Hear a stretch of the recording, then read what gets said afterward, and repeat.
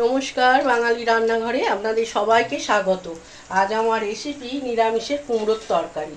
নিরামিষ কুমড়োর তরকারিটা এইভাবে যদি একবার বানিয়ে খান দেখবেন।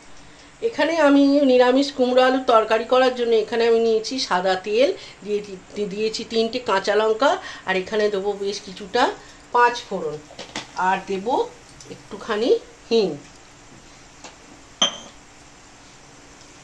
এবার আমি এর মধ্যে দেব ডুমো ডুমো করে রেখেছি আলু আর কুমড়ো, এগুলো আমি এখন এর মধ্যে দিয়ে দেবো। দিয়ে তেলের সাথে ভালো করে এখন আমি একটুখানি ভাজবো। কুমড়ো আলুটা আমার একটু ভাজা হয়ে গেছে। এখন আমি এখানে দেবো পরিমাণ মতো হলুদ, দিলাম পরিমাণ মতো লবণ, আর দিলাম সামান্য একটুখানি চিনি, ওই 1 চামচের মতো চিনি হবে। আর এখানে আমি ছোলা ভিজিয়ে রেখেছিলাম সারা রাত, সেই ছোলাটা আমি এখন এখানে দিয়ে দিলাম। দেওয়ার পর এটাকে আমি আরেকটুখানি ভাজবো।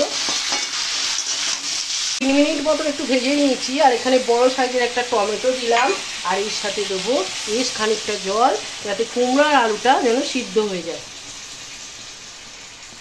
আচ্ছা, আলু আর কুমড়োটার জন্যে আমি এখন ঢাকা চাপা দিলাম সিদ্ধ হবার জন্য। আমি ঢাকা চাপা দিয়ে রান্না করব, আর মাঝে মাঝে একটু খুলে দেখে নেবো আর একটু নেড়ে দেবো। আমার কুমড়ো আলুর তরকারি সম্পূর্ণ রেডি হয়ে গেছে, সিদ্ধও হয়ে গেছে কুমড়ো আলুটা। এখন এখানে দেবো ভাজা মশলা।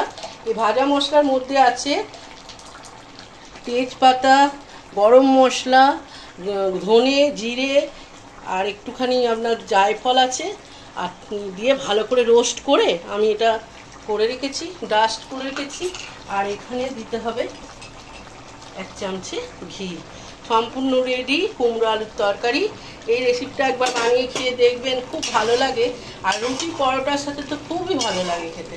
একবার ট্রাই করবেন, আর যদি ভালো লাগে একটা লাইক, শেয়ার আর কমেন্টের জন্য আপনাদের কাছে অনুরোধ রইল। আর চ্যানেলটা সাবস্ক্রাইব করবেন, যাতে নতুন নতুন রেসিপিগুলো আপনাদের কাছে পৌঁছাতে পারে। ভালো থাকবেন, সুস্থ থাকবেন, ভালো খাবার খাবেন।